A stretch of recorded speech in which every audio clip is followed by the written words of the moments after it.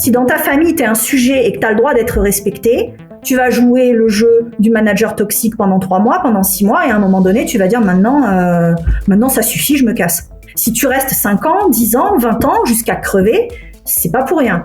Tu restes parce que tu cours après un truc que tu n'as jamais eu et qu'on t'a jamais permis de croire que tu avais le droit de vivre autre chose.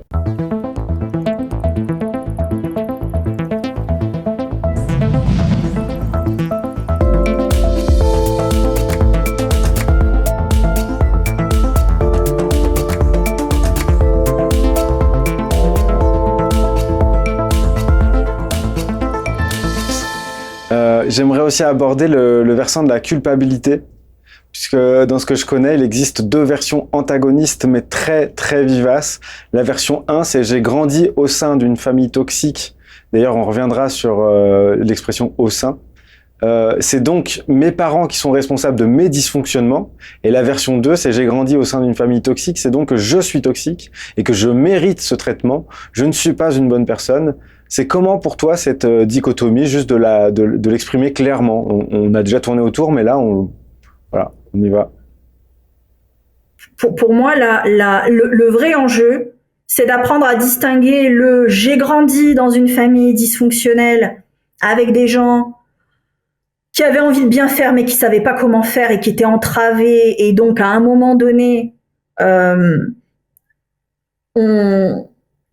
on lâche les enjeux de la culpabilité, c'est-à-dire qu'on arrête d'en vouloir à ses parents parce qu'on considère qu'ils sont coupables de nos dysfonctionnements, et en même temps on arrête de se penser soi-même comme un rebut cassé, abîmé.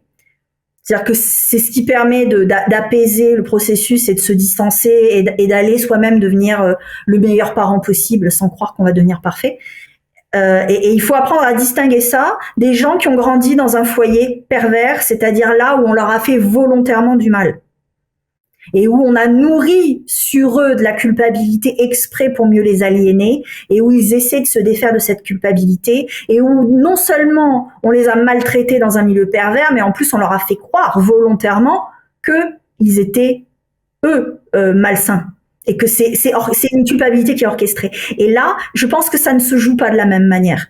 On peut pas juste leur dire bon, arrête d'en vouloir à tes parents. Non, je pense que là, quand t'as des parents qui jouissent de te torturer, il y a pas de faut arrêter de leur en vouloir. Je pense que là, selon ce qui s'est passé, je pense que le boulot du praticien, c'est aussi d'autoriser la personne, 1, à la colère, 2, à la fuite, 3, à pardonner pour elle si elle veut, mais pas pardonner par morale, tu vois, parce que ça va, c'est bon, maintenant on arrête non, ça va, quand tes parents ils t'ont vendu aux voisins contre des paquets de clopes, il y a pas de parce que j'ai entendu des histoires comme ça, hein, c'est d'une violence inouïe, hein, des choses qui comment dire, tu vois, ça m'affecte rien que d'en parler. C'est extrêmement violent ce que je peux entendre parfois. Et le rapport que je vais avoir avec les enjeux de la culpabilité autour de ce qu'on est en train de me dire, je vais pas les jouer de la même manière selon que les parents prennent leurs pieds ou pas. Ok, merci pour cette distinction. Et c'est vrai que c'est important, effectivement. J'en reviens à cette opposition interne qui me semble déterminante. En fait, pour moi, elle hurle à l'intérieur de nous des choses contradictoires, mais si on va aller à l'essentiel, elle dit une seule chose: il faut un coupable à cette situation. Elle est trop inacceptable pour continuer comme ça. Il est impossible de passer à autre chose tant qu'un coupable unique n'est pas désigné. Donc c'est simple, ou bien c'est les parents, la famille, ou bien c'est soi-même. Garder le flou est insupportable. Que penses-tu de cette recherche de coupable? Alors, tu viens déjà de donner des éléments dans ta réponse précédente, mais sur ce sujet-là précis. Alors, je crois que quand on a vécu des choses très très lourdes, très très difficiles, et qu'on est prostré, on passe par la colère pour retrouver de l'énergie. Et donc on cherche un coupable, pas forcément parce qu'on veut balancer des cailloux à la tête de quelqu'un, mais parce que l'énergie de la colère nous fait sortir de la prostration, et donc on a l'impression que cette colère, elle nous fait sortir d'une place d'objet qui subit. Bon, en vrai, on est toujours en mode survie, parce que la colère, c'est ce qui nourrit le combat, et le combat, c'est une posture de survie aussi. Mais c'est une posture de survie active, alors que la prostration, c'est une posture de survie où t'es tout figé, tu peux plus bouger. Donc, je pense qu'on nourrit sa colère dans l'optique de retrouver de l'énergie pour s'en sortir. Donc, on a besoin potentiellement de passer par là, de chercher un coupable. Le problème, c'est de faut pas y rester trop longtemps. Parce que si tu y restes trop longtemps, ça veut dire que tu es toujours en posture de survie. Et donc, t'es pas en train d'apprendre à vivre. T'es pas en train d'apprendre à sortir de la survie. Tu tournes en boucle. C'est-à-dire que on appelle ça la boucle dorsale sympathique. C'est-à-dire que tu es en mode dorsal, tu bouges plus. Tu vois, c'est le mode nerveux qui te... Et qu'est-ce que tu fais pour essayer de sortir de là? Tu vas soit te fuir, soit te battre. Et donc, la colère, elle te sert à te redonner de l'énergie. C'est très bien parce que ça te fait sortir de l'immobilité. Mais si tu restes dans le combat trop longtemps, tu t'épuises. Et à un moment donné, tu t'es tellement épuisé que ton système nerveux, il te remet en mode figé. Et donc, tu te retrouves dans une boucle comme ça, où un coup tu te figes, un coup tu combats, après t'es épuisé, tu te refiges, et tu en sors jamais. Et il y a des gens qui passent toute leur vie là-dedans. D'ailleurs, en ce moment, on parle beaucoup du burn-out des militants. Et c'est quoi le burn-out des militants? C'est que t'es en colère contre quelque chose. Très bien, avant tu subissais, maintenant t'es en colère, ok, t'es passé de l'immobilité au combat, super, sauf que comme tu en sors jamais, tu finis par retomber dans l'immobilité et tout ce que ça dit, c'est que t'as toujours pas appris à vivre. Et le but du jeu, c'est d'apprendre à vivre, c'est pas de passer sa vie à passer de la prostration au combat jusqu'à la fin des temps. Enfin, je ne pense pas que ce soit souhaitable pour quelqu'un de passer sa vie à faire ça tout le temps.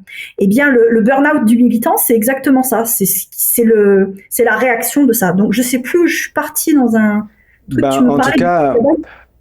En tout cas, le burn-out du militant, je connaissais pas, mais je me doute. En fait, j'y pensais même avant que tu le cites, dans cette alternance de colère et d'immobilité, parce qu'on peut vraiment, oui, rester bloqué. Et surtout que ce que je veux dire, c'est que si on trouve une reconnaissance à cet endroit-là aussi, c'est intéressant ça. C'est-à-dire que si on a une reconnaissance à l'endroit où on se met en colère et où on est porte-parole syndicale d'une grosse entreprise et où effectivement on fait parfois des avancées, où on évite surtout des reculs, parce que maintenant c'est plutôt ça le boulot des syndicalistes. Et donc, mais on va se cramer au nom de cette position sociale, la seule qu'on ait réussi à prendre. Et donc là, on est sur une place. Mais c'est un rôle déjà, ce que je veux dire, c'est qu'on se faxe à l'intérieur d'une place. C'est ça. On la crée pas. C'est ça. Non, tu la crées pas, et c'est pour ça que c'est un peu, comment dire, c'est un rôle qui suscite aussi beaucoup d'agacement autour de toi. Parce que t'es toujours celui qui est en colère, et on sent bien qu'à un moment donné, il y a un truc qui est un peu, comment dire, il y a un truc qui est un peu factice. Et ça se sent. C'est-à-dire que tu vas entretenir ta colère, comme ce qu'on disait avec les films. Tu vas entretenir des émotions pour pas regarder les tiennes. Et donc, tu vas aller t'énerver sur tous les malheurs du monde pour pas regarder que chez toi, il t'est arrivé tel truc et qu'en fait, t'es en colère contre papa et les mamans, mais tu préfères être en colère contre la terre entière, et tu vas nourrir ta colère parce qu'elle te donne de l'énergie, qu'elle te donne le sentiment d'échapper à ta posture de victime que tu avais chez toi, et en fait, tu en sors jamais. Premièrement, tu regardes pas en face là où ça fait très mal. Deuxièmement, t'as jamais l'autorisation d'apprendre à vivre. Alors, pendant ce temps-là, tu défends des droits qui sont utiles, hein, je dis pas l'inverse, hein, mais peut-être qu'il faut un peu alterner les rôles et laisser d'autres personnes jouer à ça, parce que pendant cette période-là, elles en ont besoin pour retrouver de la place et s'autoriser soit à aller apprendre à vivre aussi, parce que pendant qu'on joue à ça, on sort jamais de la survie. Ce qu'il y a, c'est que ça me fait apparaître ce truc-là, j'avais jamais vu. Ce serait la figure du carburant, c'est-à-dire que tu passes de figure d'objet à carburant d'une machine, et donc du coup tu deviens le sang quand même de quelque chose. Tu vois ce que je veux dire ou pas? Et que donc du coup t'accèdes toujours pas au statut de sujet, mais par contre t'es plus vivant que lorsque tu étais figé en tant qu'objet, parce que tu circules et tu fais circuler ce qui fait que la machine s'exprime et gueule de colère et a des revendications, etc. pour la figure du militant, bien entendu, parce qu'il y a d'autres façons de le faire, évidemment. Bien sûr. Très intéressant. Mais c'est utile de militer. Je suis pas en train de dire qu'il faut jamais être en colère. Hein. C'est juste que si ça devient toute ta vie et que c'est ta stratégie pour échapper au travail que tu as à faire, tu vas te cramer. Et puis surtout, t'es pas en train de vraiment militer pour un truc qui tient à cœur. T'es en train d'instrumentaliser l'action militante dans l'optique d'alimenter ta colère parce que ça te donne de l'énergie à toi et que pendant que tu fais ça, t'as l'impression de ne plus être un objet qui subit. Sauf que t'es tout le temps. T'es quand même objet. T'es pas encore sujet et tu ne fais pas les choses avec l'énergie de la joie et avec l'énergie du plaisir. Tu fais tout avec l'énergie de la colère et tu crois que ça fait de toi un sujet et c'est pas vrai. Ouais. Bah du coup, je fais un petit crochet par chez moi. En fait, sur cette histoire-là, il me semble que on se libère vraiment que lorsqu'on accède à une dimension où il n'y a plus besoin de trouver un coupable. Alors peut-être je me fourvoie là-dessus, mais ça me tient vraiment à cœur. En fait, c'est presque une dimension de non-sacrificialité, dans le sens où tu n'as ni besoin de te sacrifier pour que les autres existent, ni besoin de sacrifier les autres pour exister. Donc une dimension où on accepte qu'il n'y a plus de parents aujourd'hui, qu'en tout cas les parents biologiques n'ont plus ce rôle-là à jouer parce qu'on n'a plus l'âge auquel on avait besoin d'eux, mais surtout qu'il n'y a pas eu de parents au moment où on en avait besoin, de la façon dont on aurait eu besoin, que c'est vraiment dur, que c'est injuste, que c'est difficile, que c'est triste, que c'est révoltant, mais que c'est aussi comme ça, que ça a déjà eu lieu et que celui ou celle qu'on est aujourd'hui mérite que nous passions à autre chose, que nous accédions à l'adulte en nous pour pouvoir prendre la responsabilité de l'enfant qu'on a été et de l'enfant que nous sommes encore aujourd'hui. Alors je sais pas si tu me suis là-dessus, mais en fait prendre la responsabilité, quelque part, ce n'est pas excuser les comportements, c'est ce que je disais tout à l'heure avec l'histoire du dessin, c'est de faire coïncider le calque et le dessin qu'il y a en dessous en disant je suis la personne que je suis aujourd'hui et c'est comme ça. Ouais. Et ça c'est d'une très grande nudité, j'ai envie de dire. Ah, c'est vertigineux, ouais. Je suis d'accord avec ce que tu dis sur le fait que tu arrêtes de chercher un coupable, dans le sens où tu arrêtes de focaliser sur un seul point. Tu vois, et donc tu apprends aussi à voir que derrière le coupable, il y a un système, il y a une éducation sociétale, il y a des enjeux philosophiques, il y a des enjeux psychologiques, il y a plein de grilles de lecture différentes autour de ta situation qui font que toi, ça te permet aussi de te décaler, d'arrêter de focaliser sur un seul point qui serait le méchant, tu vois, comme dans les contes de fées en fait. Hein. Quand tu penses qu'il y a un coupable, c'est le méchant du Walt Disney, et ça veut dire que t'es encore le petit enfant, la pauvre princesse, le chaperon rouge, qui va se faire bouffer par le loup parce que le loup c'est un méchant et que voilà. Bon, à un moment donné, devenir grand, c'est comprendre qu'il se joue des enjeux plus complexes que ça et que notre façon à nous de nous positionner et notre façon de raconter l'histoire à partir de ce qu'on nous a donné, elle joue aussi. Tu vois, c'est que ok, il t'est arrivé ça, mais l'histoire que tu t'es racontée autour, ça a influencé tout un tas de décisions que tu as pu prendre, qui ont fait de toi l'adulte que tu es. Et c'est pas juste l'événement, c'est toute l'histoire autour, et c'est tout ce qui s'est passé avant l'événement, et c'est autrement plus complexe que de focaliser sur une seule personne qui incarne le mal. Tout à fait. Ben, je ferai la transposition à l'intérieur de soi. Alors, dans la façon dont j'accompagne les gens, j'accompagne les êtres multiples qu'ils sont. Donc, il y a une notion de multitude à l'intérieur de soi. Et je voudrais, j'ai l'élan là de le faire, j'avais pas prévu de le faire, mais j'ai l'élan de dire que je suis encore celui qui fonctionnait comme ça. Il fait partie de moi, enfin c'est mon histoire quoi. Je crache pas dessus. J'ai pas envie de l'annuler de la carte et j'ai pas envie de dire que je suis mieux que lui aujourd'hui. Je suis pas mieux que lui, je suis lui plus d'autres Mathieu. Et donc du coup, c'est juste qu'il y a plus de Mathieu. Et qu'ils ont voix au chapitre aussi. Et c'est, je sais pas comment dire, mais c'est à destination des gens qui seraient dans une situation tendue où ils ont du mal à sortir d'un certain cercle vicieux dans lequel ils trouvent pas en fait. Mais oui, mais en gros, c'est quelqu'un qui ressentirait de bon, et vous êtes bien gentil avec vos conseils à la con, mais moi, je souffre. Et ce que vous me dites, ça m'aide pas. Ça me percute, mais ça ne m'aide pas. C'est pas à charge, quoi. C'est pas à charge ce qu'on est en train d'échanger. La preuve, en fait, si tu veux, c'est que c'est quelque chose qui nous passionne. Sinon, on n'en parlerait pas depuis déjà bientôt 2 heures. On n'en parlerait pas. Ce serait pas un sujet, en fait. C'est un sujet parce que ça nous concerne et ça nous constitue en partie. Enfin, moi, en tout cas, je prends ça pour moi. Mais je sais pas si toi, tu vas me suivre là-dessus. Mais je pense que c'est important aussi de faire ce petit recadrage. Mais c'est ça l'enjeu de l'origine dont on parlait au début, c'est que on vient de là. Ouais. On vient de là et on passe notre temps à partir de là, à se déprendre, à inventer d'autres choses, à essayer de transformer un petit morceau de merdier en quelque chose d'intéressant. Moi, j'aime beaucoup le mythe des écuries d'Augias. Je sais pas si je t'en ai parlé déjà. Moi, ça me travaille énormément. Hercule, donc, qui est un immense héros.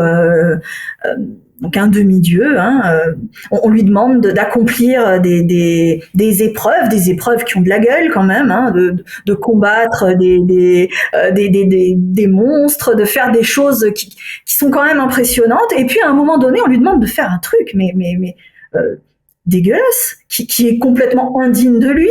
On lui demande d'aller nettoyer une écurie pleine de merde, qui est resté techniquement dans l'histoire pas nettoyé pendant 50 ans, je crois, 50 ou 60 ans. Donc t'imagines le truc, et on peut totalement y voir cette image de naître dans une famille toxique, c'est-à-dire que l'endroit d'où tu viens, l'origine qui est la tienne, c'est une écurie pleine de merdier, et toi tu dois nettoyer ça. Et le problème quand tu dois nettoyer un truc comme ça, c'est que t'es pas à l'abri de t'en foutre partout, tu vois. Et donc de ne jamais réussir à en sortir, de ne jamais réussir à tout nettoyer. Et plus tu nettoies et plus tu l'étales, et puis finalement ça devient toute ta vie ce paquet de trucs dégueulasses et tu sais pas quoi en faire. Eh ben, ton origine c'est ça. Et moi j'ai assez vite compris que il se passait quelque chose dans ce mythe où on allait me donner la clé pour sortir de ça, et je comprenais pas le message. Il y a un message dans ce conte-là, ce mythe-là, où Hercule, pour nettoyer les écuries d'Augias, il prend pas le temps de rentrer et de tout frotter, il fait pas ça. Il fait autre chose, Hercule. Qu'est-ce qu'il fait? Il va trouver l'origine du fleuve qui passe dans le coin, il détourne les eaux du fleuve et il fait passer le fleuve à travers les écuries. Et qu'est-ce qui se passe au moment où il fait ça? Le fleuve va emporter toutes les immondices au loin. Le fleuve va diluer le truc. Et comme le fleuve va continuer à couler, ça va aller fertiliser toute la vallée qui va ensuite être pleine de fleurs et de fruits. Eh bien, tout le travail quand tu nais dans un milieu comme ça, c'est d'apprendre à transformer, c'est ce que je dis tout le temps, t'apprends à transformer ton merdier en fertilisant universel. Pourquoi? Parce que t'es peut-être né là, mais à un moment donné, tu vas trouver un moyen de fertiliser la vallée. C'est la vallée de ton avenir, mais pas seulement, c'est la vallée de toutes les générations après toi, parce que au lieu de transmettre l'écurie pleine de merde à la génération d'après, t'as fait en sorte de transformer ça de telle sorte que la vie se remette à circuler là où elle circulait pas. J'ai mis un temps fou à comprendre ce que ça pouvait bien vouloir dire détourner les eaux du fleuve. C'est un symbole, je comprenais pas. Et je me souviens, j'en parlais à ma psy à l'époque et je lui disais, mais ça veut dire quoi détourner les eaux du fleuve? Je savais bien qu'il y avait une clé là et je ne comprenais pas. J'ai mis des années à comprendre ce que ça voulait dire. Et j'ai fini par trouver. Donc je suis contente. Détourner les eaux du fleuve, c'est quoi? C'est trahir l'histoire.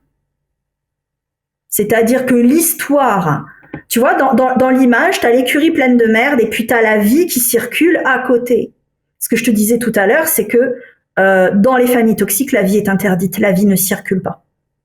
Et comme la vie ne circule pas, l'histoire, l'histoire n'est pas vivante. Et donc, le but du jeu, c'est de trouver l'origine du fleuve, donc l'origine de l'histoire, d'où ça vient, ce truc-là, ce paquet de merdier, il vient d'où?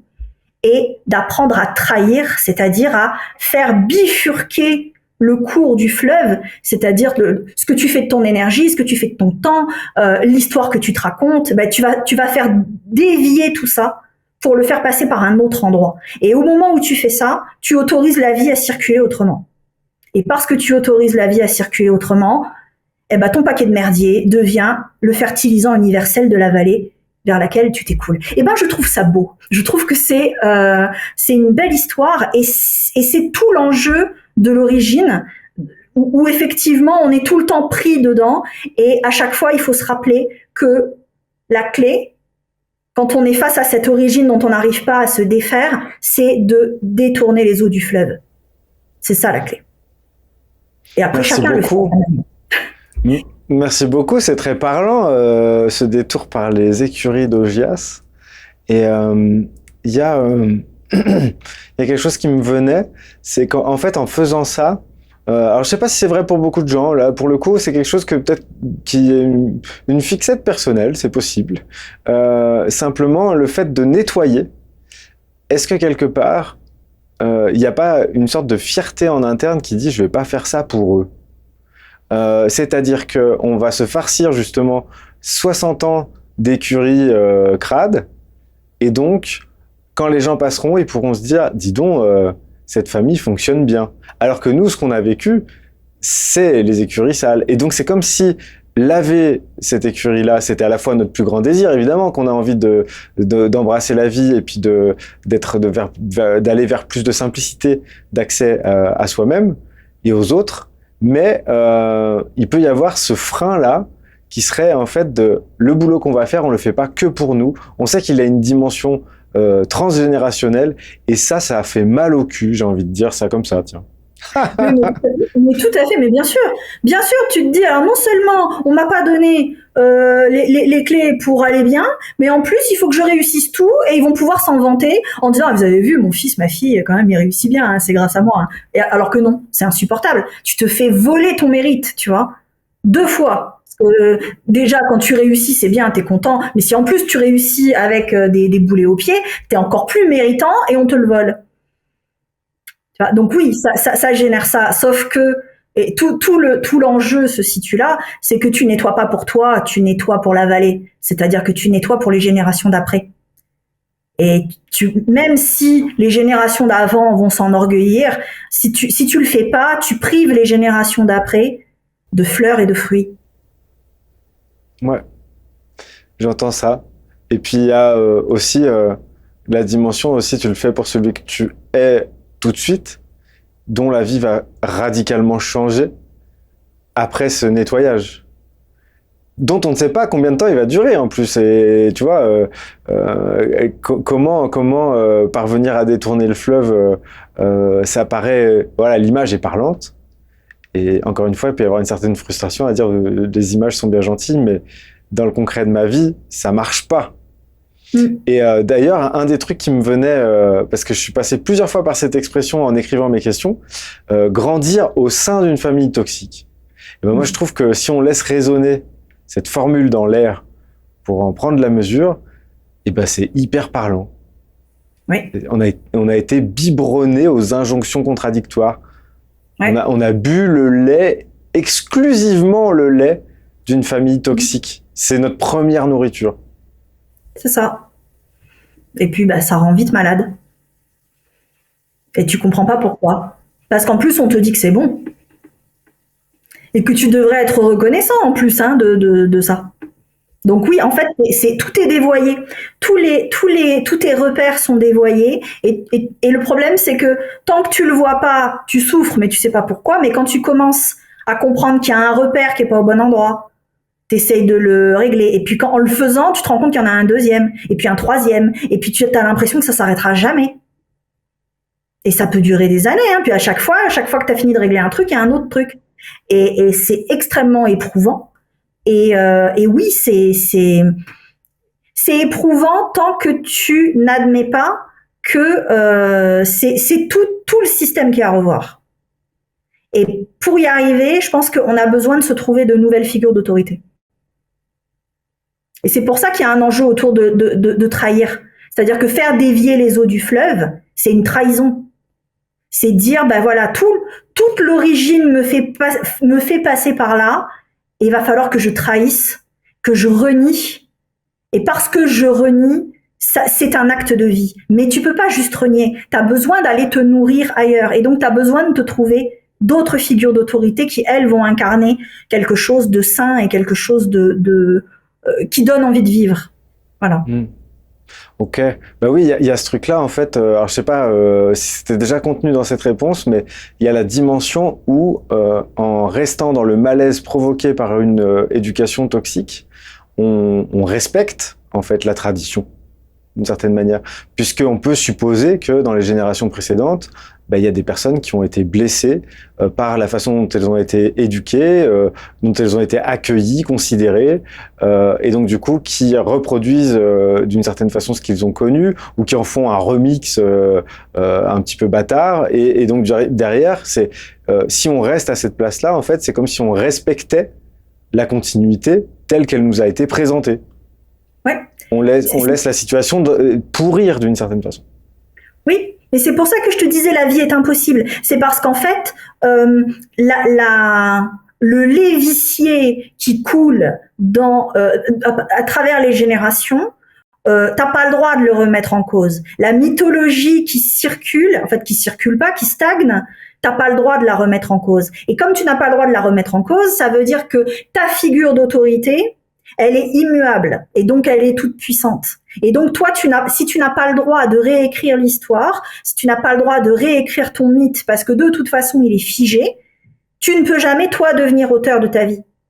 Devenir auteur de ta vie, c'est décréter qu'à partir de maintenant, la mythologie familiale telle qu'on me l'a racontée, moi je vais décider de la raconter autrement, sur d'autres bases, et c'est comme ça que tu fais dévier le fleuve. C'est quand tu te donnes le droit de devenir auteur de l'histoire. Et pour avoir le droit de devenir auteur de l'histoire, il faut remettre en cause tes figures d'autorité, d'autant plus qu'elles se sont posées comme étant immuables elles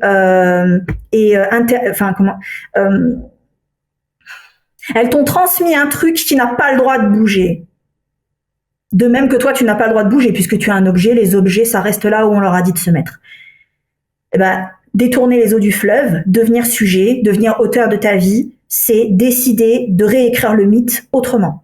Et c'est la plus grosse trahison possible. Et c'est pour ça qu'on est extrêmement habité par de la culpabilité quand on le fait, et c'est salvateur. Merci pour ça. Du coup, je me posais une question un peu, peut-être un peu casse-gueule. Donc, tu es libre de pas y répondre du tout, comme toutes les questions d'ailleurs, mais celle-ci en particulier. Selon toi, est-ce qu'une famille monoparentale a plus de risques d'être toxique qu'une famille classique? Plus de risques... franchement, ouais, c'est casse-gueule. Mais t'es pas obligé, on peut passer à la suivante. Non, c'est bon. Je vais assumer comme une grande. Le problème de la famille monoparentale, c'est, tu vois, cette remise en cause du mythe. C'est que quand il y a un seul mythe, c'est plus dur de le remettre en cause. Quand t'as deux mythes, tu vois, t'as la mythologie de l'histoire de la lignée de ton père et la mythologie de la lignée de ta mère.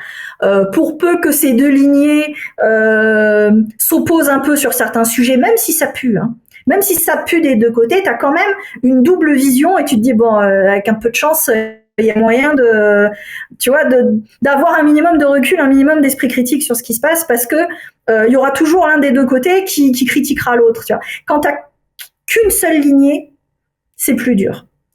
Alors après, il vaut mieux une lignée pas toxique, une seule, que deux lignées toxiques, si je dois choisir entre les deux.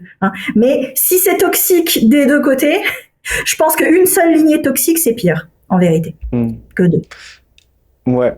Je te rejoins là-dessus, et puis j'arrive à la notion en fait presque d'oxygénation dans l'ouverture au monde. Est-ce qu'une famille toxique est forcément fermée sur elle-même? Je veux dire, avec peu de relations avec le monde extérieur, peu d'amis de la famille, peu de visites à l'intérieur des locaux, ou est-ce que ça peut être à ciel ouvert avec vraiment beaucoup de gens qui passent?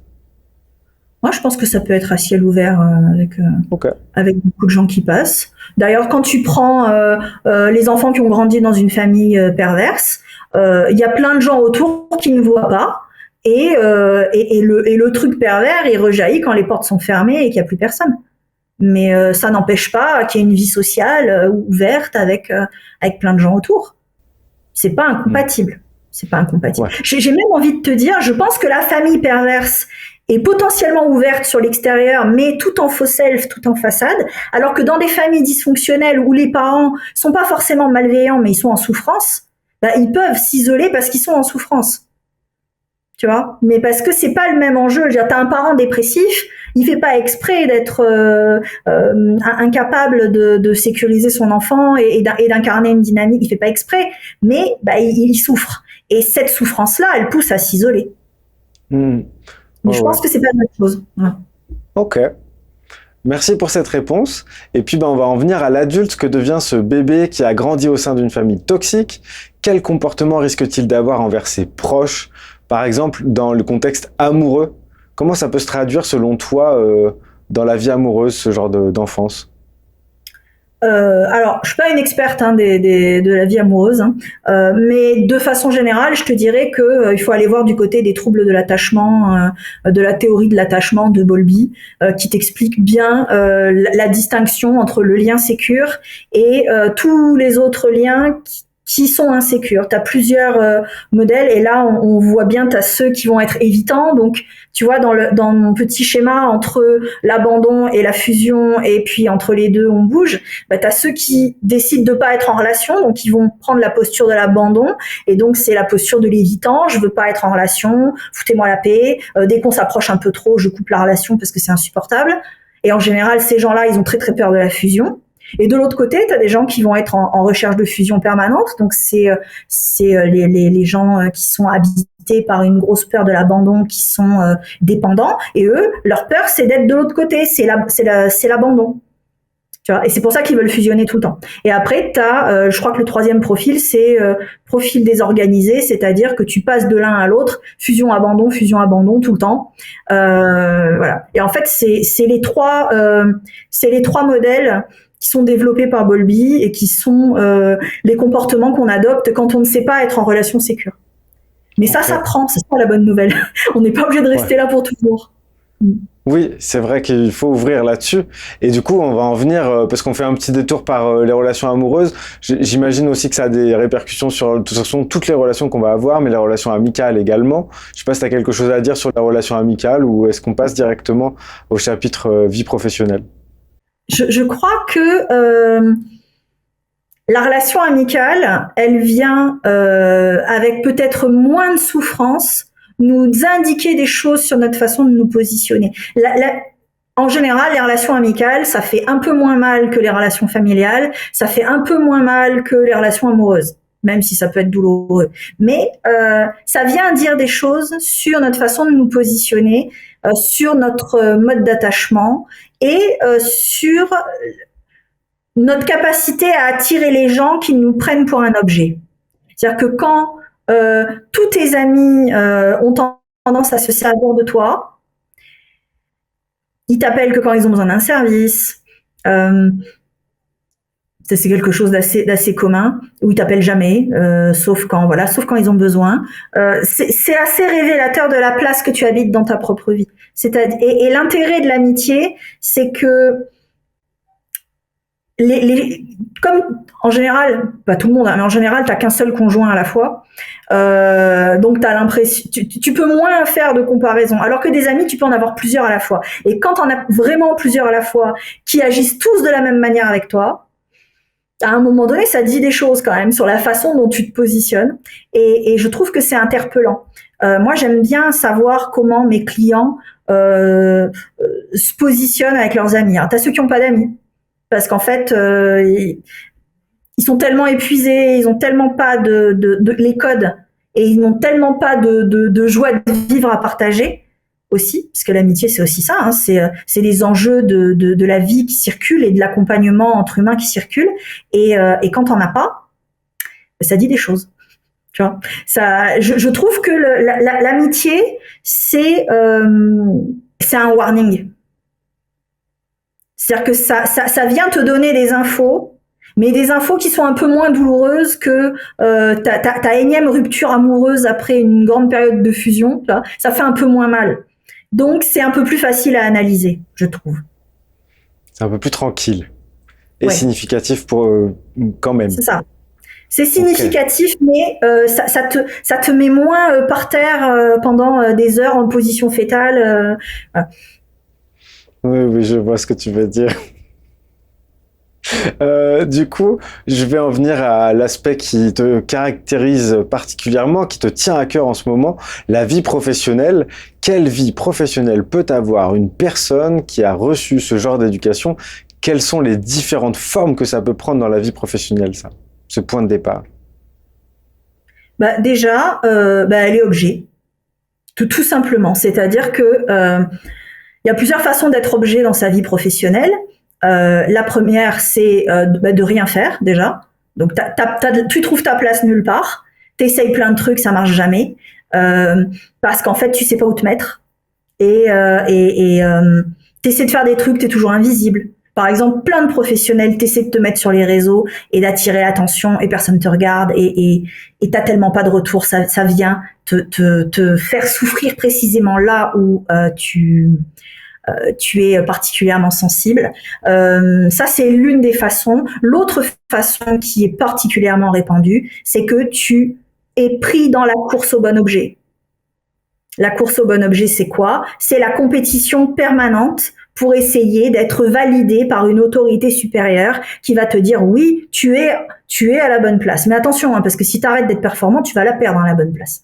Voilà. L'immense majorité des gens sont pris là-dedans et ça se joue dans la course aux études, ça se joue dans la course au travail, à l'argent, à la reconnaissance. Mais sur Tinder, ça se joue d'une autre façon. Hein. C'est plus la vie professionnelle, mais c'est pareil. C'est comment je fais pour être l'objet le plus convoité pour que l'algorithme me renvoie les bons signaux. C'est le même truc. Et ben, la course au bon objet, c'est quelque chose dans lequel on est facilement pris, c'est quelque chose dans lequel on essaie de nous enfermer même quand on essaie d'en sortir et qui vient nous ramener une place d'objet et c'est un combat permanent d'y échapper. Parce que la vie salariale est faite comme ça, le capitalisme est fait comme ça, les études depuis tout petit à 4 ans, on te met à l'école et on commence déjà à décider si tu as le bon profil, moi je me souviens à l'époque où je donnais des cours de soutien scolaire quand j'étais étudiante, on m'amenait des petits enfants de 6 ans, 7 ans en me disant la maîtresse elle a dit que mon fils il saura jamais lire parce qu'il est en retard et il aura jamais son bac. C'est-à-dire qu'à 6 ans, le gamin, il est déjà estampillé, n'aura jamais son bac parce qu'il a 3 mois de retard sur son apprentissage de lecture. Voilà. Et le gamin, il entend ça. Hein. Il entend l'instit dire ça, il entend sa mère être affolée, le répéter à tout le monde au téléphone, et il entend sa mère le répéter devant la prof particulière. Il entend... voilà. Bref, voilà. Donc, depuis tout petit, on te fait courir dans la course à la bonne place. Et la course à la bonne place, c'est révélateur du fait que si tu joues le jeu, ça veut dire que tu acceptes d'être à une place d'objet. Et tu acceptes d'être à une place d'objet parce que on t'a appris depuis tout petit à te regarder comme ça. Sinon, tu l'acceptes pas ou pas longtemps. Tu l'acceptes d'autant plus que depuis tout petit, on te fait jouer à ça.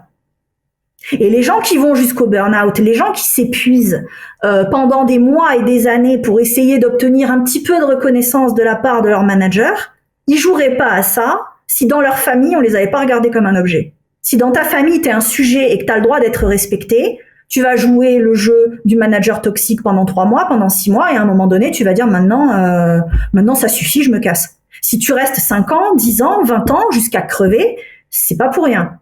Tu restes parce que tu cours après un truc que tu n'as jamais eu et qu'on t'a jamais permis de croire que tu avais le droit de vivre autre chose. Ça, c'est très commun. C'est très commun. Bah, disons, c'est très commun parce que justement, alors je sais pas, j'ai plusieurs questions qui sont en train de se battre entre elles. Alors je vais laisser le combat se faire. Euh, mais notamment une où je me dis, bah, c'est soit enfoncer une porte ouverte, soit rentrer dans quelque chose d'assez généraliste et sans doute un peu simpliste, mais des personnes qui se traitent comme des objets, c'est ce dont la société actuelle a besoin. Mais oui, Donc bien sûr. en fait, finalement, l'éducation toxique, c'est presque constituant du mode de vie collectif que nous avons aujourd'hui. Oui. Attention, Et... Mathieu, c'est très subversif ce que tu es en train de dire. Mais oui, je suis bien d'accord. Non, je sais pas si c'est subversif, c'est juste suite à l'échange qu'on vient d'avoir, ça se connecte assez facilement. Et je me pose la question, je me dis, du coup, alors c'est sans doute un truc sur lequel je peux pas répondre précisément. On, on- Combien de personnes, en pourcentage, combien de familles ne sont pas toxiques ou sont toxiques? De toute façon, ça revient au même. Mais il y a des Je sais pourcentages de ça? Il y a une évaluation possible? J'en sais rien. J'en sais rien. Je Donc, ne sais pas s'il y a une évaluation. Le problème, c'est que moi, j'ai un prisme qui est complètement biaisé parce que tous mes clients viennent pour ça. Donc, forcément, j'ai l'impression il y a des parents pervers partout. Tu vois? Non, j'exagère. Mais il y a des parents dysfonctionnels, même si j'aime pas ce terme-là, défaillants, malheureux partout. Je pense qu'il y a des gens, il y a des gens qui vont bien quand même, de même que d'après la théorie de Bowlby, il y a quand même des gens qui arrivent à être en relation séculaire avec les autres. Donc maintenant, j'ai envie de te dire un chiffre. Quand j'ai fait ma formation sur le système nerveux pour apprendre à distinguer les logiques de survie et le système qui fait que tu te sens en sécurité. Le chiffre qui nous a été donné, je sais pas d'où il vient, donc je peux pas te garantir, mais le chiffre qui nous a été donné, c'est que 85% des gens sont en survie permanente. ok. Voilà. Ouais, ouais, ça tape un peu fort, ça. Voilà. Après, je sais pas d'où vient ce Bien chiffre, c'est sûr. celui qu'on m'a donné en formation. Je peux pas te Mm. garantir que. Mais de ce que j'observe, c'est pas complètement déconnecté du réel. Ouais. C'est-à-dire des gens qui vont bien, qui sourient, qui sont détendus, qui ont confiance en la vie, qui s'entendent bien avec leur famille. Moi, j'en ai pas rencontré beaucoup dans ma vie. J'en ai rencontré, hein. Je dis pas qu'ils n'existent pas, hein, mais voilà. C'est pas ce qu'on... Après, il y a une dimension qu'on oublie, je pense. C'est au-delà du fait qu'il y ait des parents toxiques. On est quand même tous, en tant que Français, en tout cas, les héritiers de grands-parents et d'arrière-grands-parents qui ont été traumatisés par la guerre et qui portent des traumas, qui portent des insécurités, qui ont eu ça à une époque où il n'y avait pas de psy pour apaiser les conséquences derrière et ça se transmet juste cette peur là et puis tous les traumas, tous les deuils qui sont autour de cette histoire-là, qui est une histoire collective. Nous sommes tous les héritiers de ça. Tu vois? Je voulais quand même faire un petit crochet par les personnes qui sont intéressées par ce sujet. Si t'es encore là en train de regarder la vidéo, c'est que ça t'intéresse qu'on baragouine. Et du coup, je voulais dire, bah du coup, t'es pas seul en fait. Il y a vraiment ce truc-là. Parce que c'est important de le dire, ça. On est nombreux à avoir connu des différentes versions d'éducation toxique, voire perverse. Et, et, et du coup, c'est des choses qui, comme elles sont honteuses, euh, on a du mal à partager sincèrement dessus. Je dis pas que certaines personnes vont avoir de la facilité à envoyer leur légende là-dessus, à enchaîner l'histoire telle qu'ils la racontent habituellement, dans l'ordre dans lequel ils racontent habituellement et tout ça. Mais de l'exposer avec vulnérabilité, de le partager en tant que frère et sœur d'une certaine façon, tu vois, à un niveau un peu plus abstrait, en disant, en fait, on est tous des humains et on a connu ça et arrêter de faire semblant de ne pas avoir vécu ça, par exemple. Euh, et se relier un petit peu à ça. Alors, je sais pas si je pète un plomb, mais je sais pas, il y a un truc il y a un truc qui appelle de ce côté-là en me disant, si la personne, elle regarde toujours la vidéo à cet endroit-là, c'est qu'il y a une possibilité aussi peut-être de se rejoindre à cet endroit-là où on connaît ça. Ouais. Mais c'est Parce très que, dur de regarder ça en face. ouf, ouais. très très dur. Et surtout, tu vois, quand tu lis Alice Miller, elle parle de ce qu'elle appelle la pédagogie noire, c'est-à-dire le fait que la maltraitance des enfants, en fait, c'est l'éducation instituée et que on n'en parle pas parce que c'est la norme, en fait. Et surtout, on parlait de culpabilité tout à l'heure. On est éduqué en Occident, en tout cas, avec les règles de la culture judéo-chrétienne, c'est-à-dire tu honoreras ton père et ta mère, ce qui veut dire que t'as pas le droit d'en dire du mal. Et d'ailleurs, je sais pas si ça t'est arrivé, moi quand j'étais gamine et que j'essayais de parler de ce qui se passait et de ce que ça pouvait me faire souffrir, je sentais que c'est très malvenu, c'est très mal vécu d'entendre quelqu'un dire du mal de sa famille. C'est-à-dire que c'est toi qu'on va réprimander parce que t'as pas le droit d'en dire du mal. Et la théorie d'Alice Miller, c'est que on a des générations entières de gens qui ont été maltraités, tout en n'ayant pas le droit d'exprimer leur juste colère contre le véritable objet de la colère. Donc, comme tu es en colère, mais que tu n'as pas le droit d'en vouloir à tes parents, ben, la colère, elle va sortir ailleurs. Et donc, il y a deux options. Soit elle va sortir sur un bouc émissaire extérieur, et donc tu vas en vouloir à la terre entière, et elle donne l'exemple de la montée du nazisme dans l'Allemagne des années 30. Soit tu vas retourner la colère contre toi et tu vas te rendre malade. Et tu vas te faire souffrir. Parce que la colère, à un moment donné, ben, elle va s'exprimer quelque part, et si elle peut pas s'exprimer contre l'objet de l'objet juste, elle va aller s'exprimer ailleurs. Pourquoi je te disais ça? Parce que voilà, ce qui était décrit par Alice Miller, c'est que c'est sociétal, et c'est comme ça à l'échelle de pays entiers. Et donc, personne ne le remet en cause, parce que si tu le remets en cause, si tu remets en cause la façon dont tu éduques tes propres enfants, ça veut dire qu'il va falloir regarder en face que tu as été maltraité par tes parents, et c'est l'image absolue de la trahison. Et en plus, au moment où tu le fais, tu es tout seul contre tout le monde. D'ailleurs, dans les familles, celui qui commence à dire c'est pas normal là ce qui est en train de se passer, il s'en prend plein la gueule. Hein. C'est le fusible. Ouais. C'est le fusible. Et c'est comme ça que tu dis le bouc émissaire. Pardon. Vas-y. Non, je t'en prie. C'est passionnant. Justement, j'ai une petite pensée pour l'entretien qu'on a eu avec Marc Debony, donc qui coécrit Et tout le monde s'en fout. Tu vois la série sur YouTube. On avait parlé de la honte avec lui, et donc on avait parlé des abus sexuels. Donc là, on est sur une agression physique, sur quelque chose de qui développe en fait presque le même genre de réaction. C'est-à-dire que la personne qui va dire je me suis fait abuser sexuellement, elle va être rejetée bien souvent. Il va y avoir un phénomène de rejet de toute la famille, parce qu'en fait cette personne c'est la révélatrice de quelque chose qui fait que la famille peut plus tenir de la façon dont elle tenait jusqu'à présent. Et donc, du coup, il y a à la fois ça, et puis après, on peut déborder presque, je sais pas pourquoi, enfin, je veux dire, tout n'est pas équivalent, bien entendu, tout n'est pas équivalent dans ce que je dis, mais sur la figure du lanceur d'alerte, qui lui aussi va souvent être sacrifié, il y a qu'à voir Edward Snowden, ce qui lui arrive. Donc, on est sur un climat où s'autoriser à dire ce que l'on vit et qui nous impacte et qui nous fait du mal, dénoncer des choses dont on ne veut plus qu'elles se passent, c'est structurellement, c'est comme si le corps réagissait en rejetant, quoi. Il y a une réaction qui a l'air automatique, épidermique, de l'ordre du réflexe. Bon, voilà. Mais tu es le traître. C'est l'image de la trahison. Je reviens à ça parce que c'est fondateur. C'est que pour sortir de ça en tant que victime d'un système, il faut s'autoriser à trahir. Mais quand tu t'autorises à trahir, tu trahis pas seulement ton histoire. Tu trahis tout le clan. Tu trahis tout le monde. Et la figure du traître dans la culture judéo-chrétienne, c'est quoi? C'est Judas. C'est le crime absolu. C'est l'infamie. Tu vois?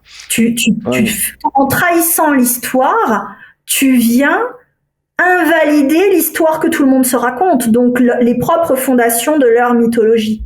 Papa, il était merveilleux. Ouais, mais papa, il a un peu violé ma petite sœur quand même. Tu vois? Donc c'est insupportable. Et du coup, tu as l'image du fou ou de la folle. Et de la même manière, c'est un peu comme quand tu es dans une entreprise et que tu es celui qui voit les dysfonctionnements et que tu pointes du doigt les dysfonctionnements. Et au début, on trouve ça intéressant, on se dit ah là là, comme tu es clairvoyant. Et puis au bout d'un moment, tu fais chier tout le monde. Tu vois, parce que tu viens appuyer partout là où les gens veulent pas voir. Et tu ne peux faire ça que quand tu es à une place qui est déjà légitime.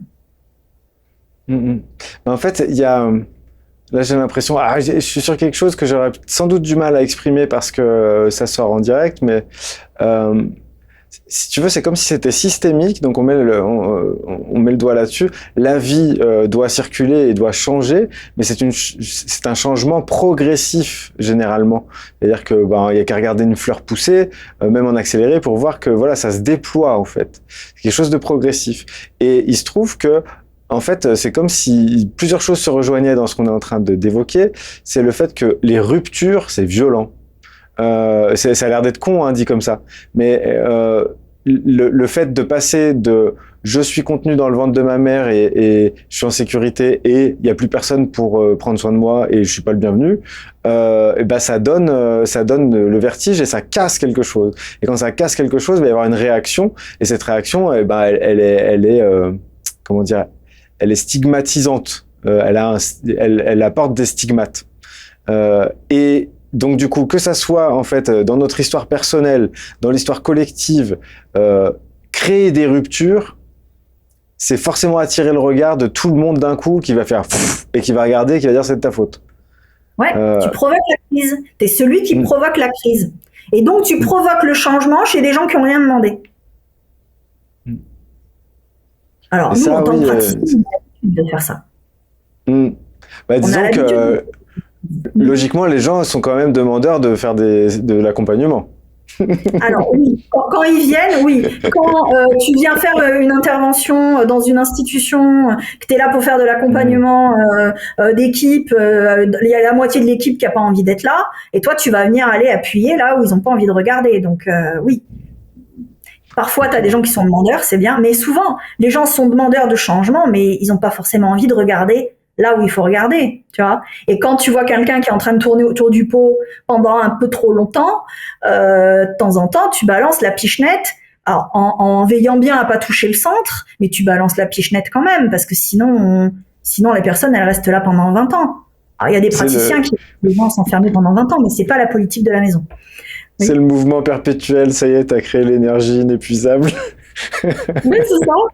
C'est ça, mais c'est pour ça qu'il souffre, c'est qu'il tourne en permanence autour de la béance.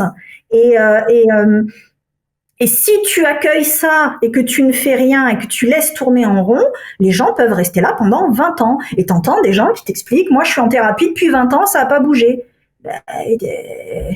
Bon, peut-être il faut changer de praticien et puis il faut en trouver un qui bouscule un peu plus, parce que sinon tu vas encore passer 20 ans à tourner en rond, tu vois. Ce qu'il y a aussi, c'est, j'irais jusque-là, justement, à l'intérieur de soi, quand on appelle un changement, peut-être qu'il y a aussi la peur que ce changement advienne parce qu'on va lâcher celui qu'on était jusqu'à maintenant et qu'on ne sera plus jamais pareil. Et donc, c'est comme si, tu sais, la figure assez cinématographique de la personne qui tient que plus que par le petit doigt comme ça et puis qui tombe au fond du gouffre, on entend son cri et tout, mais on voit pas parce que c'est trop profond. Ouais. Comme si on allait se perdre à ce point-là, en fait. Et comme on ne sait pas sur qui on va tomber après ce changement, c'est aussi souhaité que redouté, finalement. Il y a une ambivalence à cet endroit-là. Bien sûr qu'il y a une ambivalence. Et en même temps, j'ai envie de te dire, si tu souffres pas assez, tu feras pas l'effort. Si dans ton malheur, c'est suffisamment confortable, c'est suffisamment vivable, tu vas pas forcément accepter d'aller gratter là où ça fait très mal pour vivre autre chose. Tu le fais quand vraiment t'es coincé dans une écurie dégueulasse. C'est-à-dire que c'est tellement pas habitable là où tu es que de toute façon, soit tu fais le boulot, soit tu crèves. C'est au choix. Ouais. Si tu as l'opportunité d'habiter quand même le truc parce que bon, c'est un peu dégueulasse mais pas tant que ça, bah tu peux tourner en rond longtemps parce que t'as pas assez mal. C'est un petit peu comme quand tu as des problèmes de santé et que le kiné te dit qu'il faut faire tel exercice. Ouais, mais bon, t'as un peu mal, mais pas trop. Donc tu vas attendre d'être au bord du hurlement, de plus pouvoir bouger, et là tu vas commencer à faire les exercices. Bon, bah tous les kinés de la terre savent que tant que t'es pas en train de hurler de douleur, tu fais pas les squats qu'on t'a demandé de faire. Et moi la première. Hein, voilà. Mais c'est comme ça. Et ben c'est pareil avec la souffrance psychique. Je pense que tant que t'es pas arrivé au point où tu te dis soit je fais le boulot et je regarde là où j'ai pas envie de regarder, soit je crève, eh ben tu vas continuer à tourner en rond parce que tu peux le faire. Voilà, tu peux le faire. Ouais, ben oui, je te rejoins là-dessus et c'est très drôle l'exemple que tu prends parce que je suis allé chez l'ostéo hier matin et qui m'a donné des exercices que j'ai même pas fait le jour même, ni ce matin. Donc Pas assez je mal. ne peux. Ouais, j'ai pas assez mal encore, ouais. C'est bête, hein. C'est Mais on est bête. tous comme ça. On est tous Ouais, comme ça. ouais, ouais. Mais c'est bien de se relier à cet endroit où on est pareil, en fait, aussi. On est un peu foutu pareil. C'est-à-dire que justement, vu que nos regards à toi et à moi, même si on n'est pas sur les mêmes zones d'accompagnement, finalement, c'est plutôt sur l'accompagnement euh, comment dire, l'aide au changement intérieur, on va dire ça comme ça. Et que donc du coup bah eux ils vont être axés sur le corps, moi le corps c'est moi mon truc. Quand il me dit ça, évidemment que bah je vais attendre d'avoir assez mal pour que ça soit vraiment une préoccupation parce que c'est pas dans mes réflexes, c'est pas dans ma routine en fait. Donc il faudrait que je trouve le moyen de le mettre dans ma routine de façon volontaire alors que j'aime pas ça. Ouais. Faire des Mais squats ça me plaît pas spécialement. Et, et donc on du prend le- coup, bah, nous qui sommes un petit peu plus sur le changement intérieur, et bah, à des moments, on va tiquer de voir des gens qui ne s'autorisent pas à faire ces exercices-là, alors qu'en fait, ils pourraient. Et je pense que pour les ostéos, c'est pareil. Ils se disent, mais quel con, que quand moi je sors et qu'ils savent, ils ont très bien compris que je le ferai pas. Mais voilà, mais c'est le même truc en fait. Ouais. Et tu vois, des fois, je me dis quand les gens viennent me voir une fois ou deux et puis disparaissent, j'arrive pas à savoir est-ce que j'ai cru que j'allais taper dans la bande et en fait j'ai tapé un peu trop au centre et ça fait trop mal, ou est-ce qu'en fait ça fait mal mais pas assez pour qu'on assume d'aller faire le boulot, tu vois? Ouais. Parce que t'as des gens juste, c'est désagréable mais c'est supportable. Ils peuvent vivre dans un petit inconfort permanent et ne jamais venir regarder parce que voilà, parce que un, c'est pas assez désagréable, et deux, le désir de construire autre chose n'est pas assez grand. Dans ce qu'on vient d'évoquer là, de plusieurs manières, en fait, je crois qu'il y a vraiment une peur de la mort, mais de la mort symbolique. Mais c'est quand même de la mort dont il s'agit au final. Donc c'est presque dire, c'est grossir l'image, mais ça me fait rigoler parce que c'est moi qui suis ridicule dans l'image que je prends.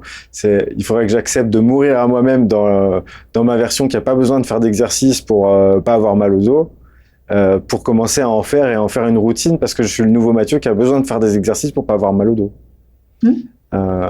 Et cette mort-là, elle me ferait contacter le Mathieu que je suis maintenant qui a mal au dos si jamais il fait pas d'exercice. Et ben ça fait chier. Je préfère le Mathieu qui n'a pas mal au dos et je préfère continuer de souscrire à son compte tant que j'ai pas plus mal. Je suis le Mathieu qui a pas mal au dos et qui a pas besoin de faire d'exercice. Exactement. Exact, mais je pareil. Hein. Et en fait, de la même manière, t'as pas envie d'être le gamin qui avait un papa ou une maman qui était pervers. T'as pas envie de te dire ça. C'est insupportable parce qu'en plus, quand tu comprends que t'as eu un parent pervers, ben t'as été fusionnel et fasciné et t'as aimé quelqu'un qui jouit de te faire du mal et qui du coup t'a nourri, t'a pétri avec un truc vicié que tu arrives à regarder en face comme un truc dégueulasse et tu te dis mais j'ai été construit avec ce truc dégueulasse et donc moi-même je suis porteuse d'un truc qui pue et je veux pas être ça. Je veux pas être cette personne-là nourrie avec du lait vicié, tu vois. C'est extrêmement violent et tout l'enjeu du praticien en face, c'est de bien faire comprendre à la personne que elle est pas perverse. Parce que effectivement, quand tu as grandi avec un parent pervers, non seulement tu as souffert pendant des années, mais en plus, au moment où tu t'en rends compte, tu prends dans la gueule que ton modèle, c'est quelqu'un de pervers. Et si tu l'es pas, justement, tu te retrouves avec la culpabilité de te dire, si ça se trouve, je le suis, ou moi aussi, et si ça se trouve, je vais faire du mal aux autres. Et ça te vrille la tête. Et c'est extrêmement violent. Et tu as besoin absolument d'être accompagné à ce moment-là pour que quelqu'un te prouve que tu n'es pas comme le parent pervers que tu as eu. Et c'est vraiment du registre de la preuve. Hein. C'est vraiment vous voyez, là, quand vous faites ça, vous êtes en train d'avoir peur de faire du mal à l'autre. Ça veut dire que vous êtes capable d'empathie pour l'autre. Donc, par définition, vous ne pouvez pas être pervers. Le simple fait que vous vous posiez cette question-là, c'est la preuve que. Et ils ont besoin de l'entendre. Ils ont besoin de l'entendre. Ok. Merci pour ça. Et donc du coup, si on revient sur parce que là vraiment c'est passionnant et en même temps on part un peu dans tous les sens, mais moi j'adore ça. Je sais pas dans quel sens c'est possible de le suivre pour toi qui nous regarde. Et d'ailleurs vraiment justement dans ce moment où on est un peu en train de partir un peu dans tous les sens, c'est parce qu'on touche des choses là dans notre échange qui font que il y a des images qui nous viennent, il y a des éclairages, il y a des résonances avec des situations, il y a quelque chose qui s'apparente peut-être des fois à une systémie. Et le fait qu'on cite plusieurs exemples et que on passe par exemple de l'évocation de lanceurs d'alerte et qu'on parle également d'abus sexuels, etc. Tout ça, évidemment, c'est pas pour dire que ça s'équivaut en termes de gravité, parce que tu es peut-être concerné que par un seul des sujets et que tu te dis bah non, tu fais équivaloir ça avec d'autres trucs qui ont rien à voir. Non, c'est juste, je sais pas, c'est essayer de toucher à l'essence d'une sorte de système à l'intérieur de tout ça, même si on le fait de façon un peu spontanée, donc du coup, pour ma part en tout cas, peut-être un peu maladroite, c'est vraiment tourner vers une espèce de volonté de mettre de la conscience dessus. Voilà, c'est vraiment ça que j'aimerais exprimer là tout de suite.